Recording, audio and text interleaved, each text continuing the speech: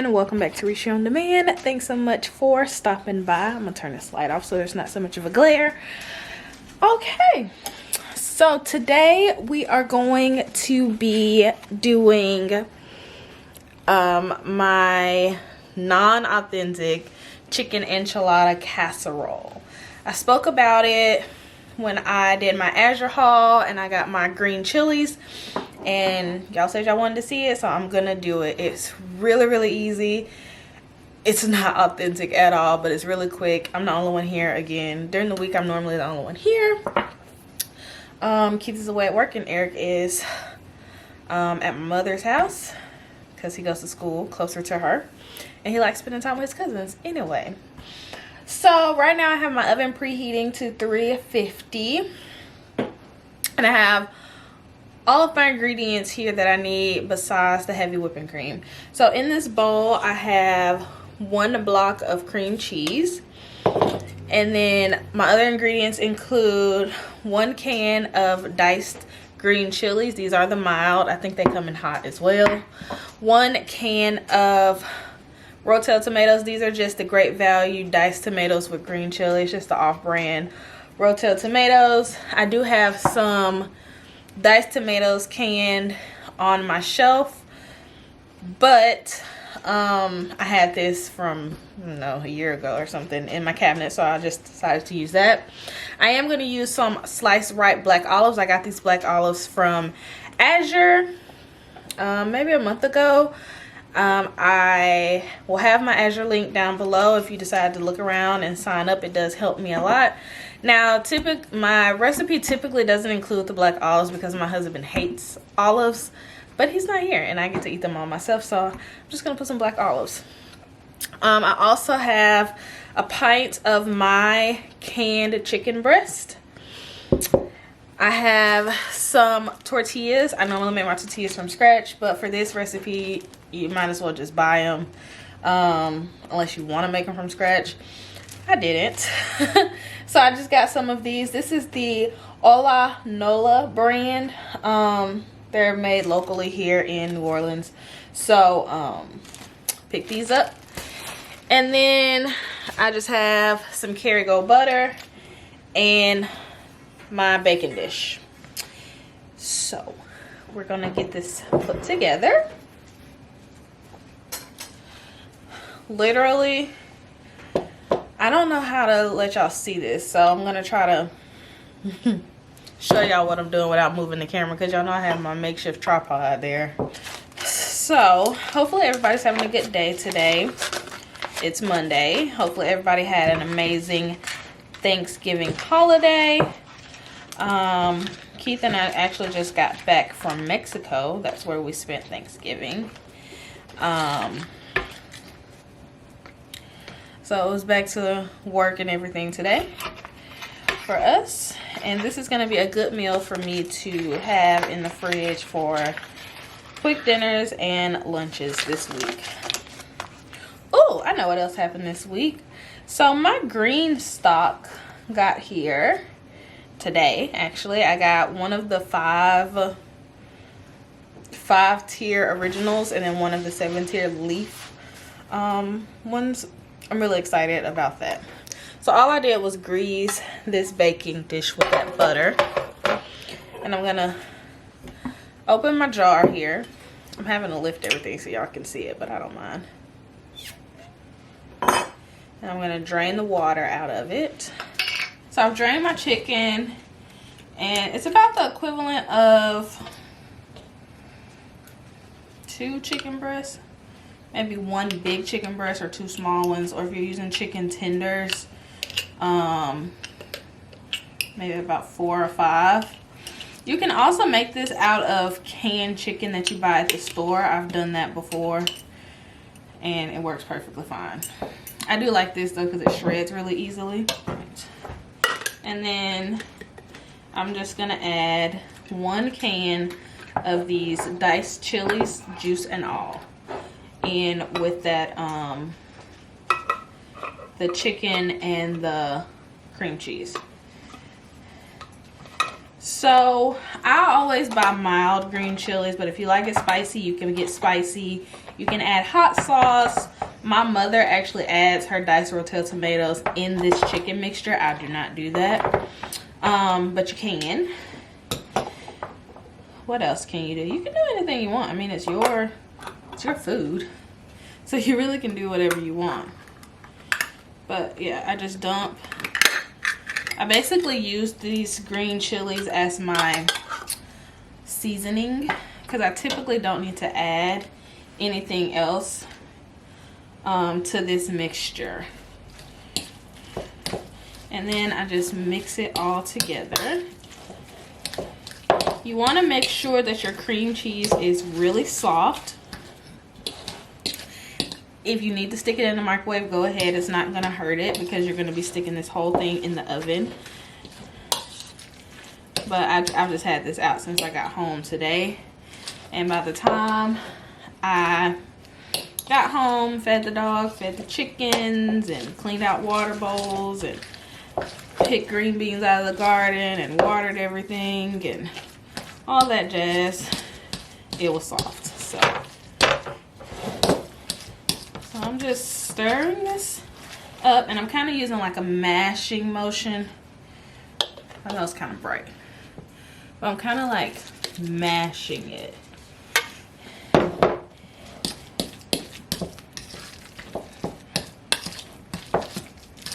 Until it's all incorporated. Okay. So, in this bowl, you have your cream cheese, your chicken, your canned chicken, or if you want to cook it the day of, you can do it in an Instant Pot really quickly, and your chilies. So next, you want to take your tortillas, and what I like to do is just lay them all out. I normally can do about 8. So this is a pack of 10. So I'm gonna leave 2. And if I need 2 more, I will grab them. So to make these a little more pliable, I'm gonna stick them in the microwave for like 10 seconds. So I just laid them out on my kitchen island here. I've already wiped this down, and y'all can't even see what I'm doing. I'm trying to keep from having to go get that other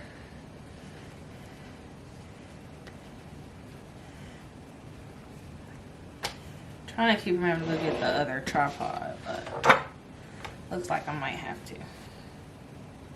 I'll just start with this one, and then I'll just here, I'll bring y'all. All right, so I just start by making some room here, and I normally lay all 8 out because I like to be really like super duper equal. Like I wouldn't want to get the one that doesn't have a lot of filling.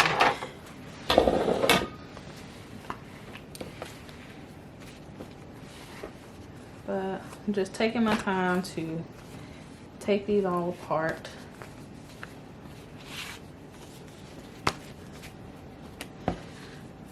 Okay, I have them all apart, and I'm missing one. Thought there was 10, but there were 9. Okay, so I have 8 medium-sized, maybe like burrito-sized tortillas, and I'm just gonna divide my mixture here between all 8. And I just plop some on. I don't try to be like super neat with it or anything. I just want to make sure I get some filling in each one. Oops.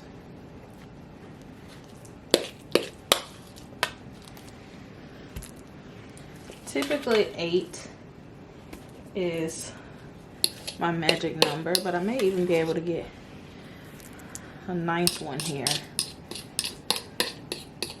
No, I'll just add more. I'll just do 8. Okay.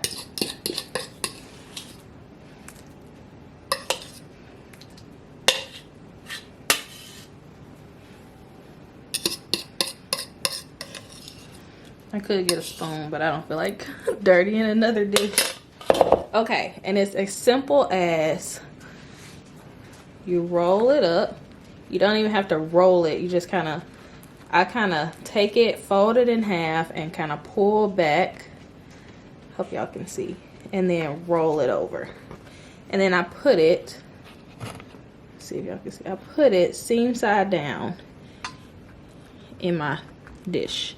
And then I just do that over and over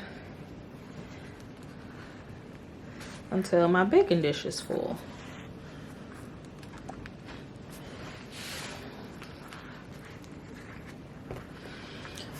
I'm not sure where the original recipe to this is. A friend of mine made this for me when I was in college, oh so long ago.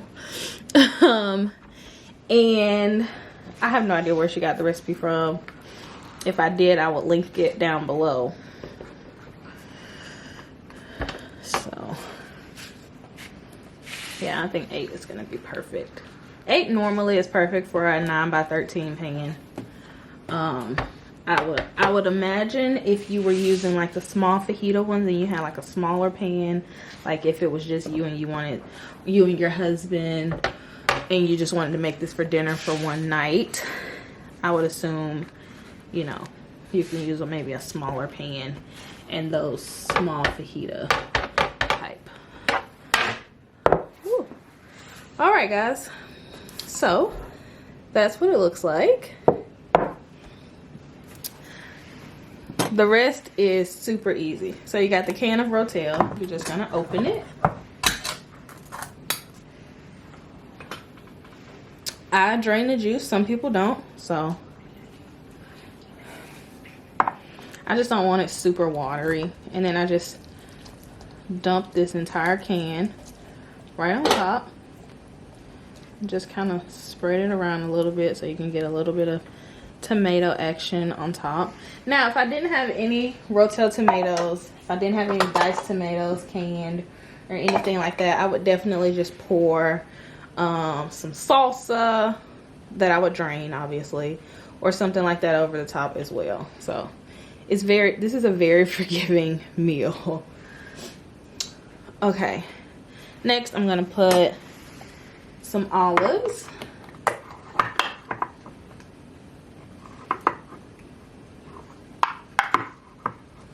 Like I said, the olives are optional, and typically I do not include them because I'm actually the only olive eater really in my family. My son will eat them, but as soon as his dad says he doesn't want any, then Eric is like, I don't want any. So I'm just gonna toss some olives on top. Black olives. I wouldn't do green or anything like that.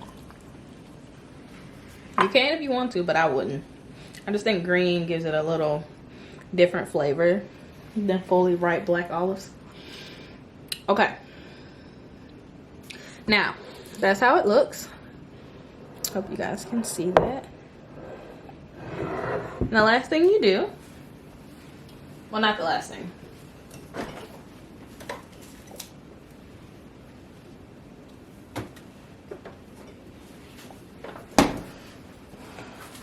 Typically, you want to take an entire pint or carton of heavy whipping cream.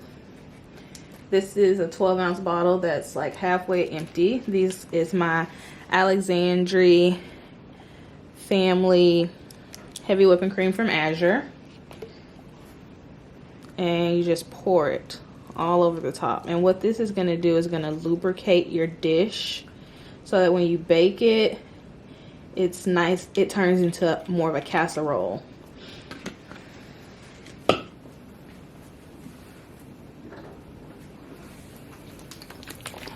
I'm going to open another one because I knew that one wouldn't be enough. I also ordered these from AZURE. It's a little chunky. because I've been shaking it and it's kind of turning into butter a little bit, but it'll be fine.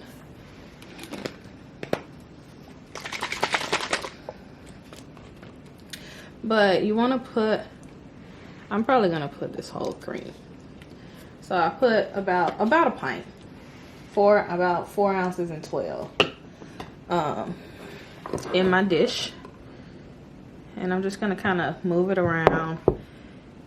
Because this is a glass dish, I just like to lift it up and look under the bottom, see if some of that cream got to the bottom. You know, kind of move it around. Sometimes I'll even like run something along the side and just kind of lift a little bit just to get some of that cream on the bottom. Not 100% necessary. Okay. Now, the last thing we're going to do here, I have maybe about 2.5 cups of shredded cheese. This is my raw milk cheddar and some mozzarella that I also get from AZURE. And I'm just going to sprinkle this over the top. You can use whatever cheese you want. I've used Fiesta blends, Colby Jack blends. It doesn't really matter. It's whatever your preference is. I wouldn't use like Parmesan or anything like that, obviously. And I love cheese and I have no need for the rest of this. So I'm just going to really like pack on the cheese. Because what happens is this cheese kind of reacts with the cream and it makes this pseudo bechamel. I know, sacrilege talking about a bechamel with a Mexican dish, but it makes like a pseudo bechamel sauce. Okay, and that is it. This is how it looks. My camera's focusing over here. Let's see.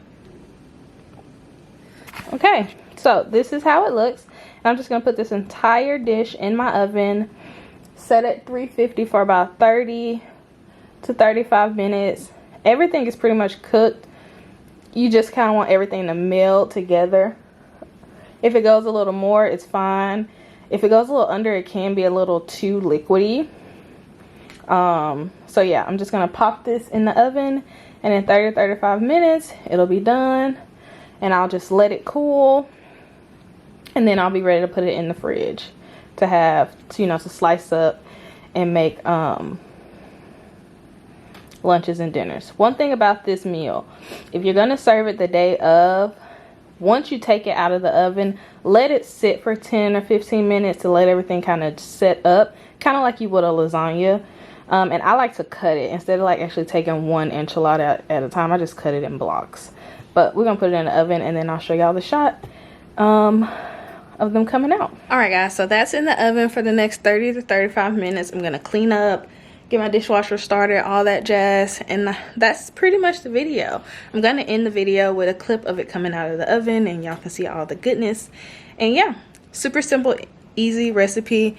It was 7:20 when I started putting this together. It's 7:35 now, and that's with me filming. So yeah, that's pretty much it. I hope you guys enjoyed this video. Thanks so much for stopping by.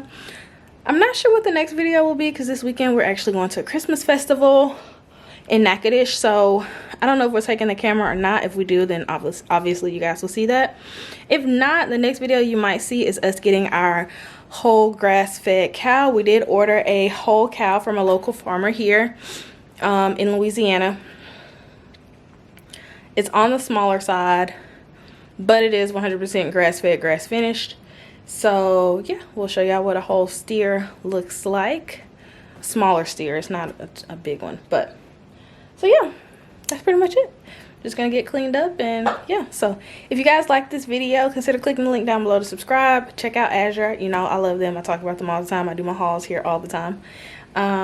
Share this video with somebody if you feel like somebody needs to see a quick, good meal that they can pop in the oven in 15 minutes or less time. Typically when I'm serving that, I'll serve it with like a corn salad, but basically it's corn and sliced tomato and mayo, a little bit of spices and things like that, or with Spanish rice that I just make with rice and my homemade salsa. So yeah, that's pretty much it. Anyway, guys, see y'all next time. Bye.